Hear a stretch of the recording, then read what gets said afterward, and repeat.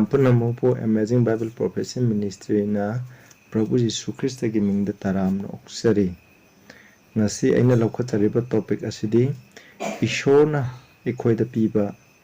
angakpa washak tarani thoi. Asigi maramda eikoi yengminasi Bible dadi washak yam lay adubu hairibo Bible da piba washak mayam adugi manungda tarain thoi asigi maramda aina maru aina khanjaba tarain thoi gi maramda nina minasi ahanbada Isjworna pathana tause. Sagada laiba ipa yam thagasare pana ki thogandagi nahna Bible dagi eikhoida pibiba angakpa maroiba washak tarani thoi edu karino habsigi maramda nainagadawri masida nahna po pibiu aina ngam khuding busuna ke nubigi matungna wahenbiu thawai sengmana singbiu taribu khuding dasu nahna po pinabiu Prabhu Jisu Krista gi mingda khurumjari. Amen. Koi ahambada Joshua 21 gi 45 ase paminase Jehovah na Israel gi imung manungda haikiba apabu wa punamuk amata aremba oikide punamuk thoki masida hairibje kano Isjworna Israel gi imungda wasakiba khudimak loina thungi hamne amata thungda yaude hamne Isjworna Israel masasinda tawgani haikiba wasakba khudimuk loina thungi Abraham da wasakiba loina thungi atayda wasakiba loina thungi atumai tawduni ichnausing Bible da piriba hojik Maihuron dagi na phongdokpi pawbada piriba Isjworgi wai khudimokse hojikti eikhoigi damaktani aduna hairiba wasak khudimok Israel da pikiba aduga maning thawsing da pikiba juk khuding da laiba mising da pikiba wasak Bible da yauriba wasak khudimok tawji eikhoigi damaktani adumaine Isjworna makhoida loina wasak ki pikiba adugumna eikhoida ju hairiba wasak ado soidana thungangani habse masigi wasakne Bible na eikhoida piri ko yengminase wasak train thoido koina mathang manang naina ko yengminase anbo wasak Isjworna yamoroi Isjworna eikhoigi yengnaba khudingma adubu mahangna manghan tahangani mahangna phu Isjworna hatpigini habne eikhoigi da mamang hatkine habsida Deuteronomy 28:7-10 da nahaki mayok ta horokpa nahaki yengnaba singadu Jehovah na nahaki mangda asok apan nanghangani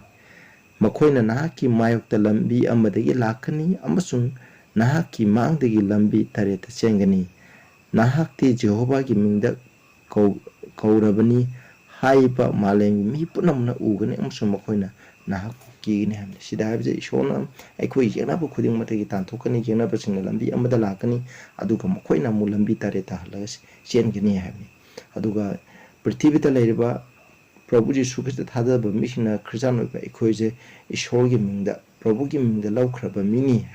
haina laugani aduga makoina eikhoibu tabada kigini hamne sinausa aduna eikoi hoji masigi wasakse thungningai gi dama eikoi Isjworna haiba yam maru inbatai Isjworna haiba phungphane inbataragadi misina eikhoibu kigini eikhoju tangphanda lairiba misingmna eikhoina moina saba thakpa makoina hingbagumna tangphanggi papta eikhoina tawdun lairagadi eikoi karisu makoina eikhoida karisu kiba phawroi masi eikhoina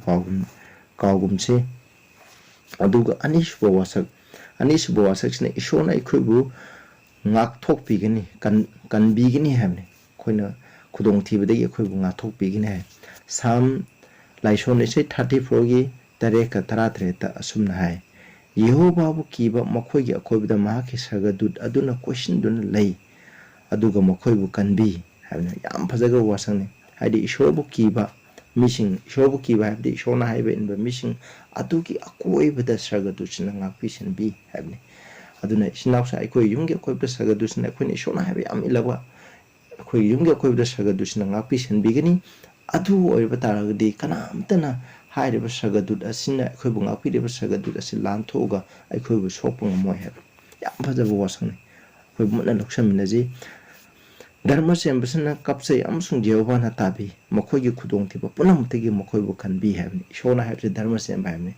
eikoi dharma semba mi oigai tari Prabhu na haiba inbatai Isjworna haiba inbatai mahaki ina eikhoigi pa khudama khangupake habje masida chena thajaba tai aduitari eikhoina awapa matamda eikhoina kawbu matamda Isjworna tabigani Isjworna eikhoibu khudongthibadai kanthokpigini habsina Isjworna eikhoida pibiba anisuba wasakni aduga sida Psalm 46 ki 1 da ju hai sida ko Isjwordi eikhoigi changjapam amsung pangani awa anangda tatana loina biba phangbi mapun hai English ka di khatang thon English na a very present help in trouble naibni masiga ta di aikoina kutakta aikoida awa tare kutakta aikoibu mateng pangbiba ngamdu kanano haigada ishona haibni kutakta aikoibu kanbiba ngamba taipan gi mission kan bibu ngamdabdi kutak a very present help in trouble aikoina awa nang taba kutak koibu mateng pangba ngamba adu kanano haibdu ishoni haibje sine Psalm 46 ki wanda sumna hai aduga proverb 18 gi 10 asida ai pararoi nakoi andum yengbiroi sinawsing haidi matam je yamna sangna lawdana ba ai hona jake ten tangna aduga hom suba sina ishona aikoina haijaba se tabigini haiba masina aduna Psalm 91 gi 1 to 5 nakoi pazaro masida su 5:15 da haiba se aikoina ishoda koguni mana aikoibu aikoida pakum bigini aikoiga awana tabda mahana loina bigini habni Jeremiah 33 gi 3 jai pazarake aingonda kौजौ aina nangonda khumbigini aduga nahana khangdaba achauba amsung arumba maramsing nangonda khangangene masida ko masiju English ka dikatang chana bole masida aikoina ishoda कौजबा aduga mahana khumbigini mahana aikoi pakum tabigini aduga mahana haije aduga achauba amasung angakpa hiramsing aikoina sukang khangdaba angakpa hiram kyamrum aikoida phongdok pigini ham ishona aikoida angakpa hiram kyamrum aikoina khangdaba angakpa hiram kyamrum phongdok pigini haina masida yam phajana ishona aikoida washak piri mari subdo aikoi bu yangminabsi mari subadana aikoina awana taba matamda ishona aikoiga loina bi habsini Psalm Isaiah 41 gi 10 da hai nahak kiganu maramde ai nahak loinari kiganu sangang naganu maramde ai nahak ishoni aina nahapu kankhat hangani hoi aina nahapu pangbigani hoi aina nahapu aigi dharma sembagi khunna paiduna thamgani habni ishona khoi pangkhat bigini aduna kari sungak pa phawgunu kiganu aina nakhoi go loina biri aina nakhoi pangan mateng pangan kalan gani aina nakhoibu mateng pangani ishogi ye thangba dharma sembagi ye thangba pambom na ikhoibu pangkhatpi gemna ishogi mokhotai kanana ikhoibu lapthok pangangani kanana ikhoibu mangan bangangani yamna phajakraba wasani aduna isnaw sawje khudong thiba taba matham asida ikhoina ishor chena thajaduna ikhoina chena mana haibasing adu induna leise kanana so ikhoibu sopanga moi maki ayaba yaudana haibase ikoi kaukumsi aduga Isaiah 43 gi 2 da jo sumna hai nahang ising da landuna satpada aina nahak loinagani aduga turen sing landuna satpada makoina nahak bu thumaloi habdi makoina nahak ko khoibu hummaga irang na loi habni nahang mainung da satpada nahak chakloi maidin na sun nahak bu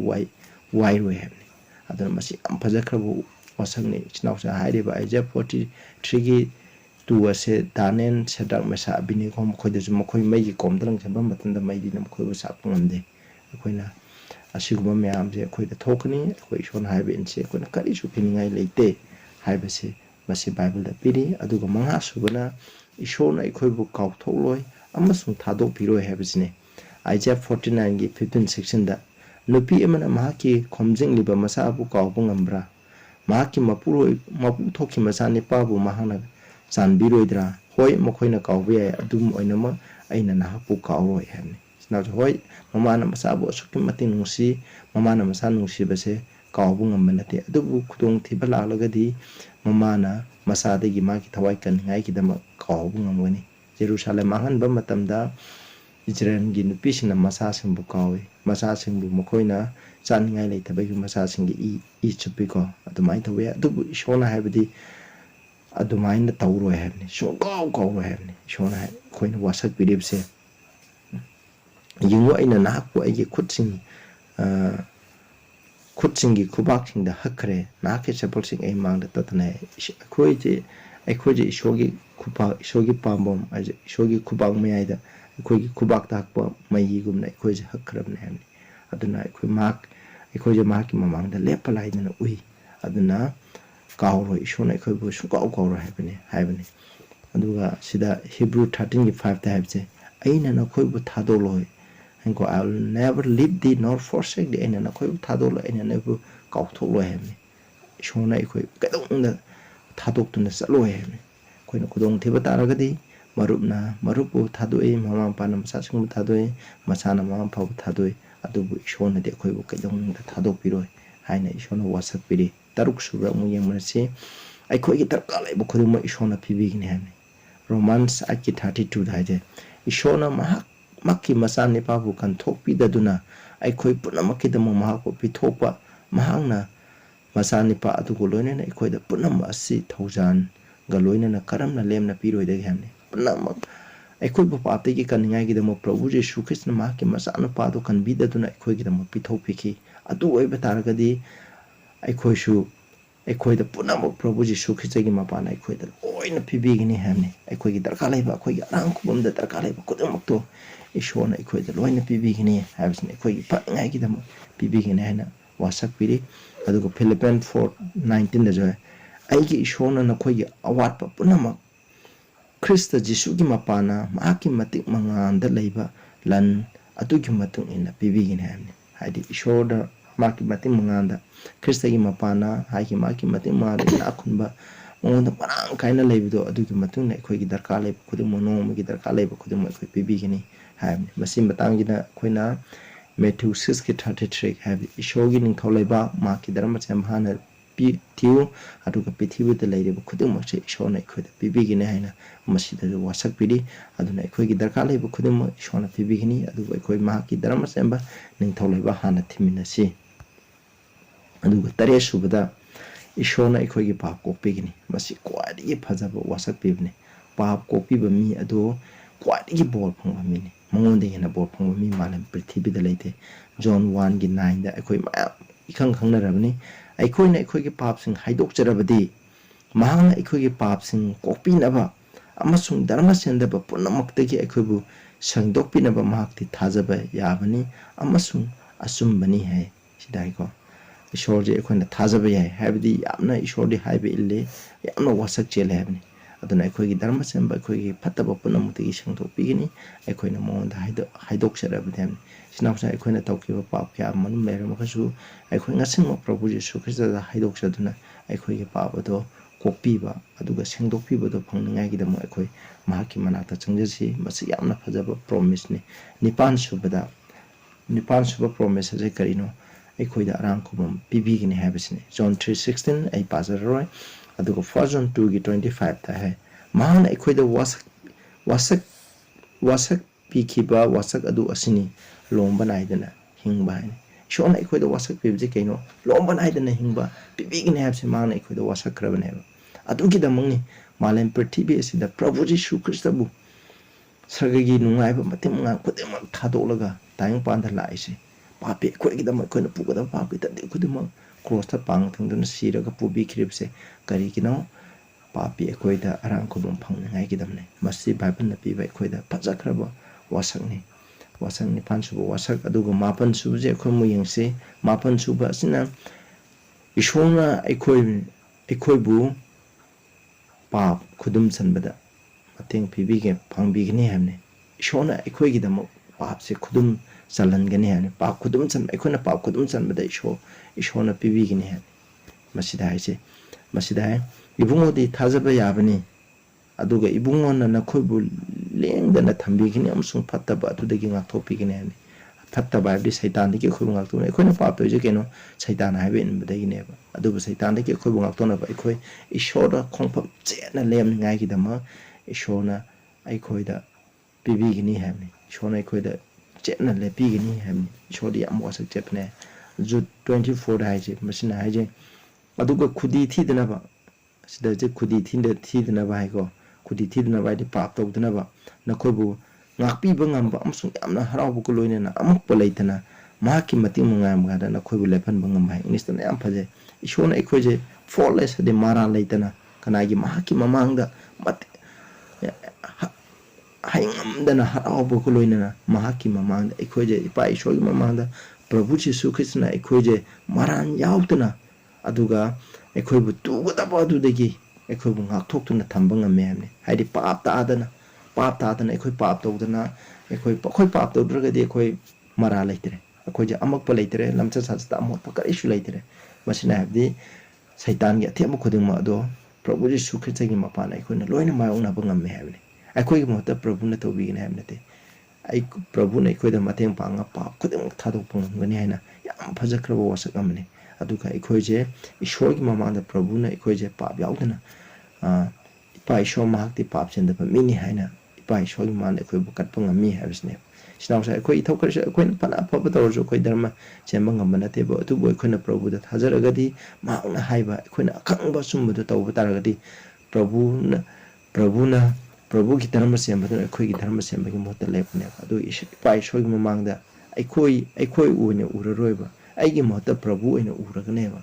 Aduna. Aije marali the mi amugumna ipai show mamang the lepung amani snausing Masiam of the wasang at the Taras who is quaying to go. Ishona nothing is too hard for God. Ishonam the Vakarish late then. Jeremiah 32:7 Ishona Malem Pritibi Punamoxe Mahana Sembibini Maki Mapambo Sembibini Mahana Sembibini Aduna Mahana to Wongam the Vakarish late. Shogis in the Tolopoina Malem Pritibi Punam Sembibini Maramadune Shona Tobungam the Vakar issue late. Ephesians 3:20 the Joico. I quaginung the Tabak to River Pangal Adugi Matuna, I queen and Ijab Amsung Kanjaba Adudegi Yam Nehna Tabak to Bibungamba Mongon Daje. I queen and Nijab Adudegi, I queen a can by queen a Kalaga Nijaba Adudegi Hena, I queen a Pung the Kanba Adudegi Hendong Nation, Tobunga me has never. I don't know Shonam the Vakar issue late. Snausing aduga Philippines 4:13 daje aibu kanan biba Krista gi mapana ina tapapuna muk tawbungam ne aduna prabhuna ekhoi loina biradi ekhoi na tawbungam da laite ekhoi da pa khudem mu thado pung mani Luke 1:37 da maram di shogi mapum da oithok tab laite ane show with God nothing shall be impossible haidi show na loina lagadi ekhoi da oithok tab karisu laite loina muk tawbungam mani show na ekhoi da pateng pangbiragadi yam phajaba promise ni aduga taram thuchubna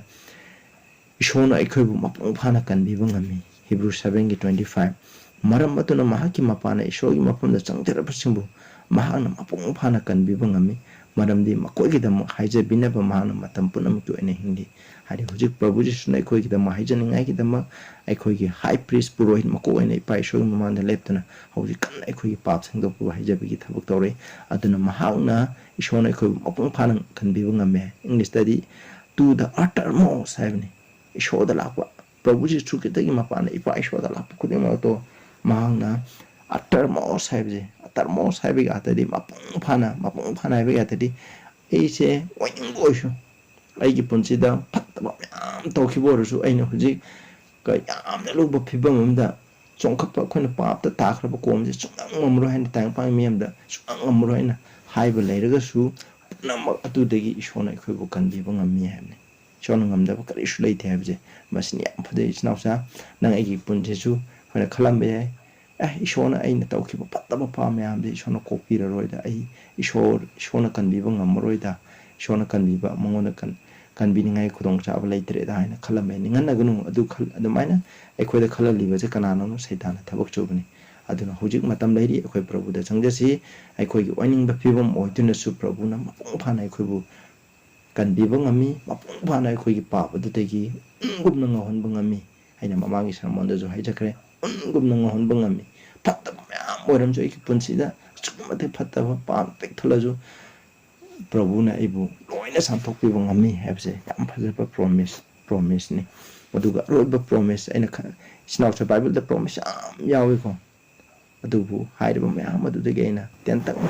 sermon je lomningai gi dama tarani thuk khangat chabani aroiba time thobedi ishodi mahana God is faithful to his promise ishodi mahana wasaki bado yamna chele haibni ma ishodi mahana wasak bado matam khudim hoina ngakani hai masida sida maramdi number 23 gi 9 maramdi ishodi minamgan ba taibung minate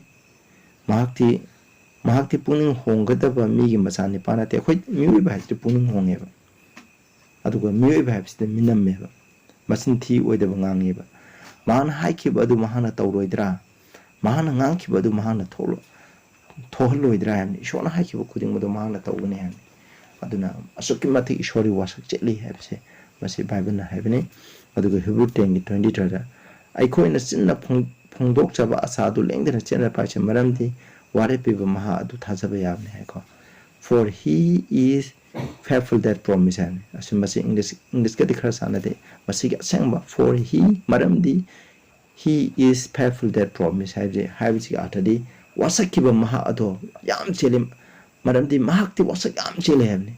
ꯏꯁꯣꯔꯗꯤ ꯋꯥꯁꯛ ꯌꯥꯝ ꯆꯦꯜꯂꯤ ꯍꯥꯏꯕꯅꯤ ꯃꯁꯤꯅ ꯍꯥꯏꯕꯗꯤ aduna isho yam wasak cheli aduna mana haidokibado khudingdo mana tawdaba leite khona bible le mehronde phongdobi phawde yong hoi tawdaba khara yarongni adudi karino akanda ishona haibe indaba condition amam piri haidaba condition do khona ishona haibe indaba taragadi ishona wasak bibado khoi thungweba Israel sing deju thungdaba yam leike maramde mkhoi ishona haibe indeba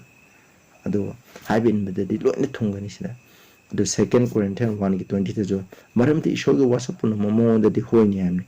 hadi ishoge wasakudima Krista da loida thungni hamni masina haje ai samjun jarage nausa aduga haide bo wasak singse kana gi da makpi bno koina pan khira bo wasak mayam train thoi adu wasak train thoi digena phongdok pi bade gina revelation lo da yawri bo wasak cha sok mati yang khre haide bo wasak puna ma se kana gi da makta no habse koina yengcheba 1 John 3:22 da hai aikoina maki athanga pom sung maki mengda apen badu tobu maramna aikoina nijab khudeng ma aikoina mongonde gi phangni hamni hadi aikoina niba khudeng aikoina ishore gi phangni maramdi kari aikoina yathanga ba masina habde ishona pibi khebo wasa kuning mase ishogi yathanga pa missing adugi damakta neba koine ishogi yathanga pa habde ishona haibe in ba bible da haikraba khudeng makse inba Prabhu da thajaduna Prabhu da makha ponjaduna Prabhu bun pibi sakti gi mapana illiba missing aduda haiba wasak sing ase adugumba haibe inba missing adugi damakta neba 5:14 da sida mangon da leiba aikoi gi pung lamba lumba adu asini maram de koina maki ningba matungina karigumba amani jabni maana aikoi ni jaba da tabi hem aduna sidadi khoi khara english ka chane aikoina mongonda leiba confidence hamni masina pung lumba haiko lumba hamni confidence de aikoina mongonda leiba achapa thajaba du sini koina shoda leiba achapa thajaba mini aikoina maki aningbagi matungina aikoina karigumba amani jaba taradi maana madu aikoina tabi hamni haidi aikoina karigumba ama ma aikoina mongonda ni jaba haibse kaigidam ni dono maana aikoida wasak pibagi dam aikoina ni jaba neba koina mahana wasak pibado aikoina mahaki aningbagi matungina nijaba taragade aikoina pibiganeba aduna aikoina nisi aikoina ishorgi aningbagi matungina nisi aduga bible da piriba promise khudima se ishorna haiba